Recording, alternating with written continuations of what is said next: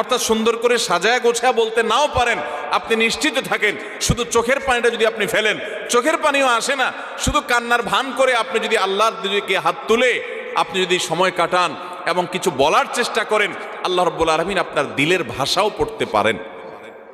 আল্লাহ তাআলা আলিমুম বিযাতিস সুদূর, তিনি বান্দার মনের খবর কি সেটাও জানেন। আল্লাহর কাছে গোপন বলতে কোনো কিছু।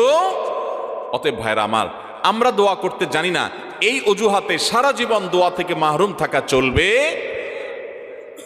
আমরা কয়জন মানুষ আছি যে জীবনে 10টা মিনিট আল্লাহর কাছে দুহাত তুলে চোখের পানি চেয়েছে? আমাদের বলার অভ্যাসই নাই। বাংলাদেশি মানুষ দোয়া করতেই জানে না। আর আমরাও এক শ্রেণী হুজুর আছি, আপনাদেরকে দোয়া শিখাই না। কারণ যে কোন দোস্তর কথা শুনেছি, এক দোস্ত প্রতিদিন তার দোস্তরে মাছ খাওয়ায়।